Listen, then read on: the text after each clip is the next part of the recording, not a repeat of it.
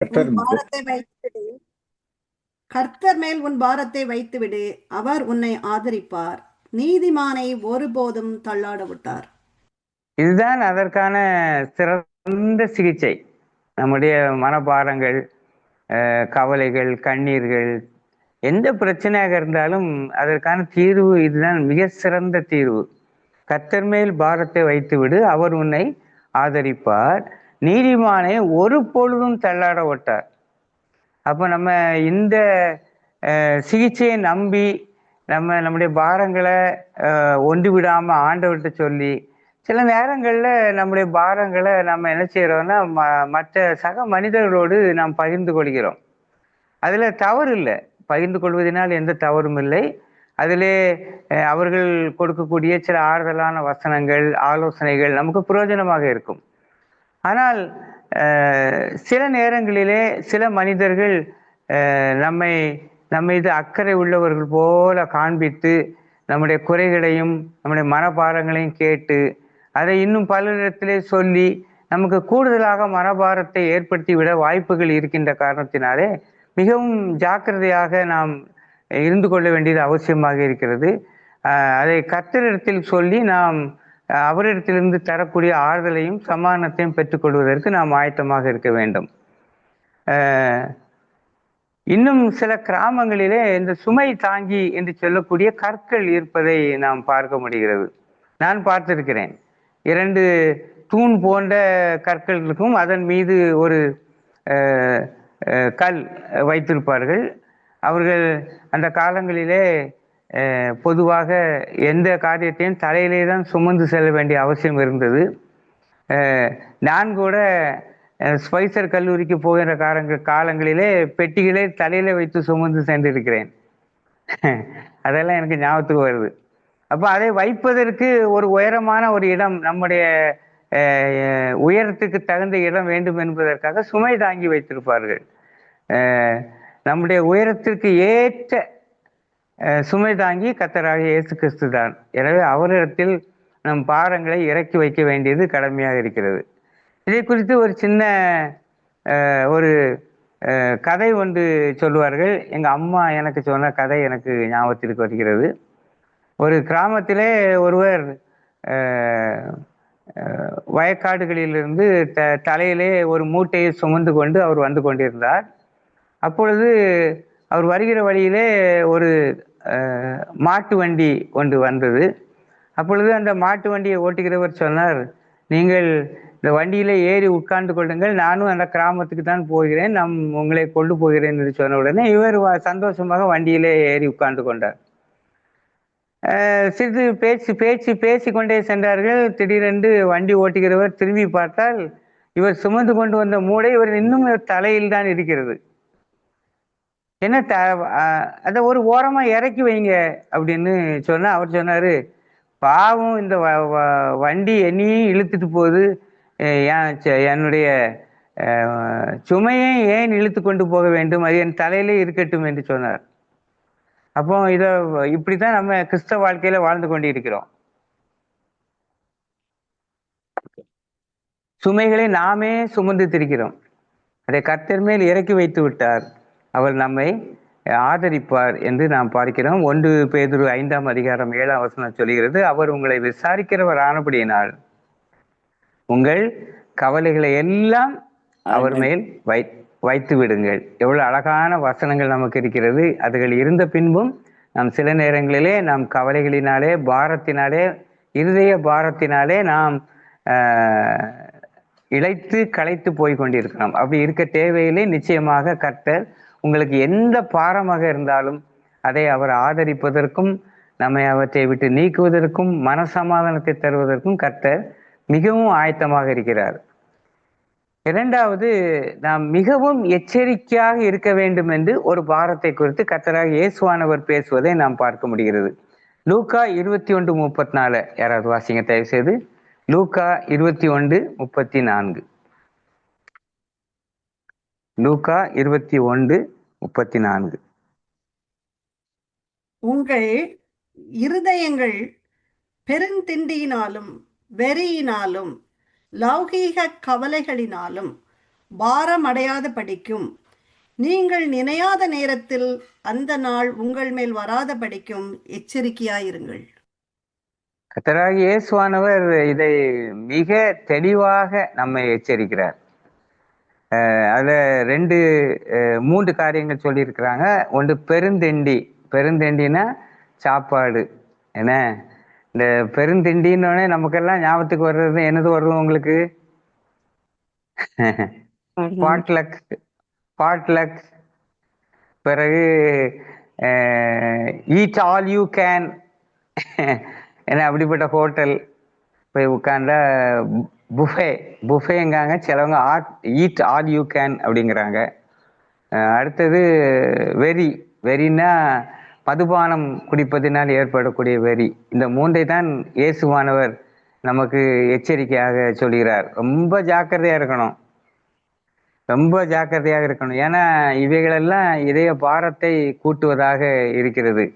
இந்த இதய பாரத்தை கூட்டி கொண்டால் இது நிமித்தமாக இதனால கவலைப்பட்டு நம்ம இதய பாரத்தை கூட்டி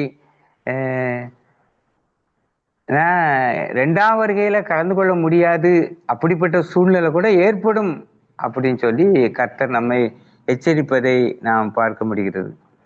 ஒருவேளை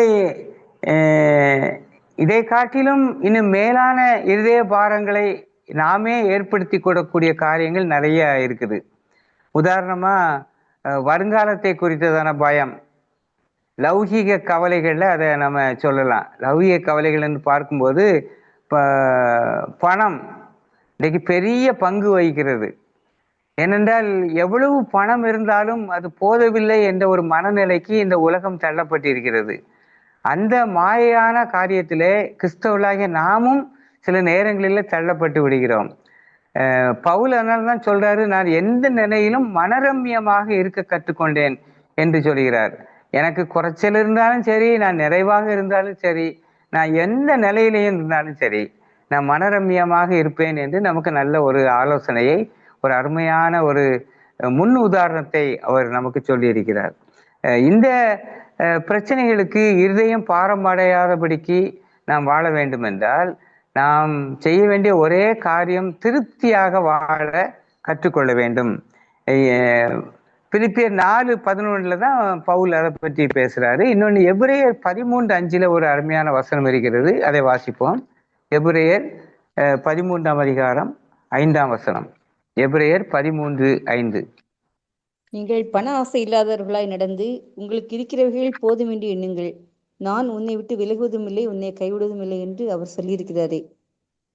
கர்த்தர் நம்மை ஒருபொழுதும் கைவிட மாட்டார் என்ற நம்பிக்கையிலே நாம் என்ன செய்ய வேண்டும் என்றால் இருக்கிறவைகள் போதும் என்று எண்ணுங்கள்.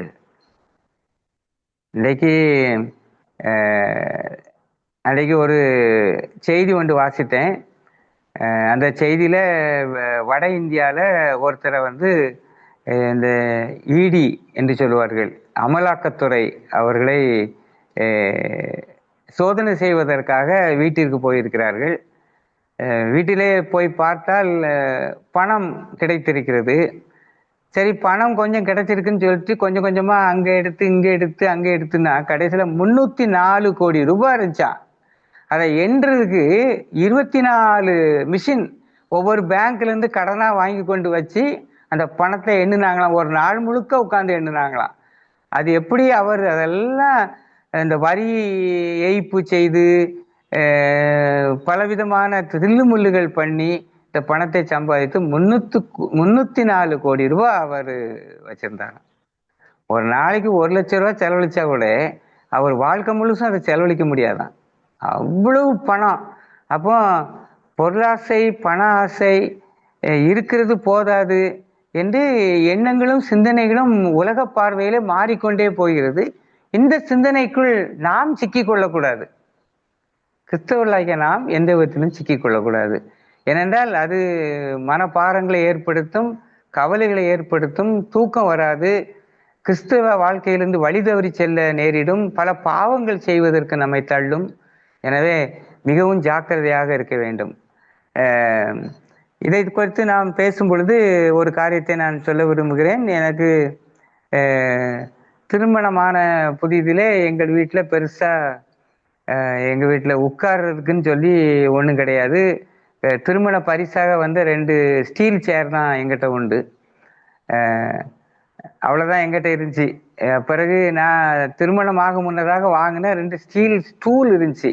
அந்த நேரம் 25 ரூபான்னு சொல்லி 2 ஸ்டீல் சேரு நான் வாங்கி வச்சுருந்தேன் திருமணம் ஆகும் முன்னாடியே. இதுதான் எங்கிட்ட இருந்துச்சு. அப்போ எங்கள் வீட்டுக்கு வந்த ஒருத்தர் அதை பார்த்துருக்காரு. பார்த்துட்டு போய் அவங்க வீட்டில் சொல்லியிருக்கிறாரு, ஜோன்ஸ் வீட்டில் உருப்படியாக உட்கார்ற கூட ஒன்றும் இல்லை அப்படின்னு சொல்லியிருக்காரு.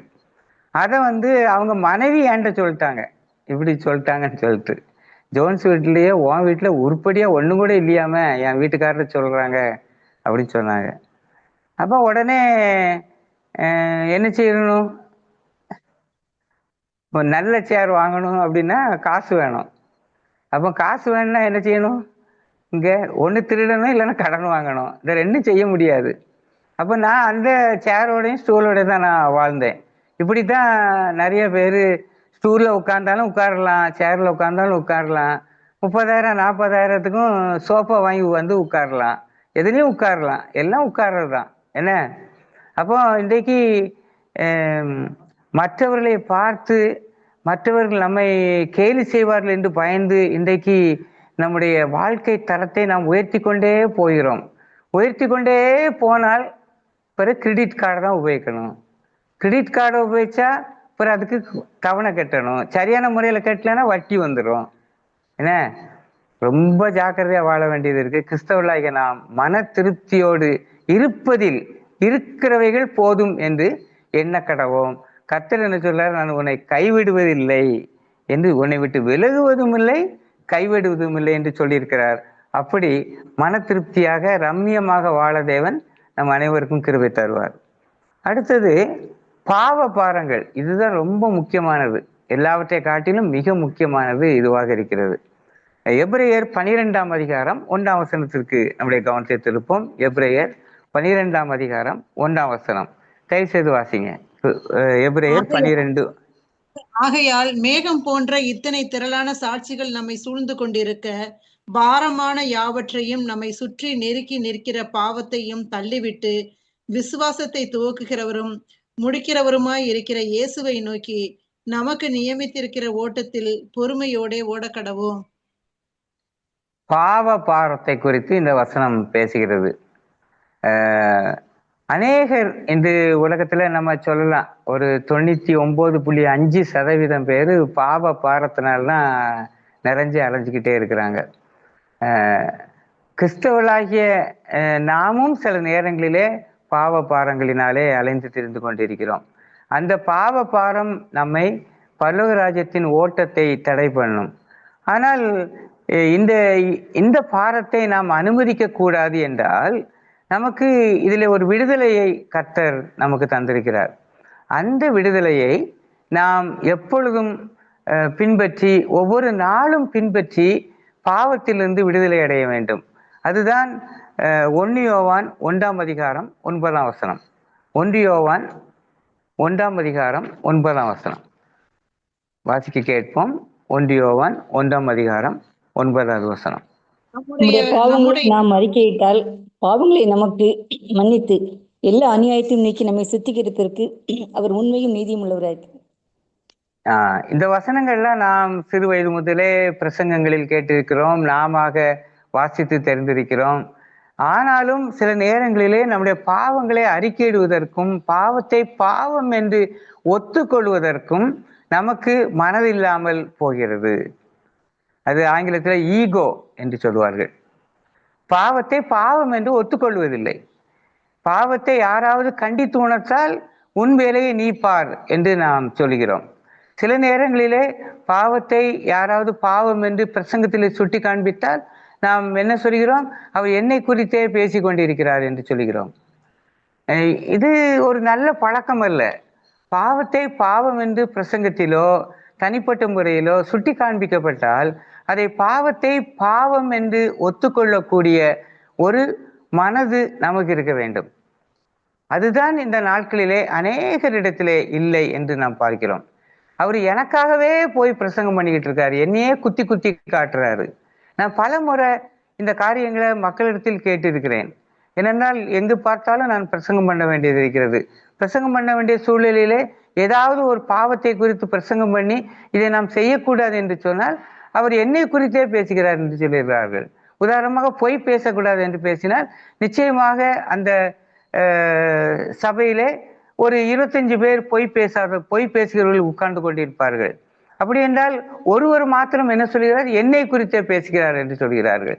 அப்படிப்பட்ட மனநிலை இருந்தால் நாம் ஒரு பொழுதும் மனம் திரும்பவும் முடியாது, பரலோக ராஜ்யத்திற்கும் போக முடியாது. அது ஒரு ஈகோ என்று நான் பார்க்கிறேன்.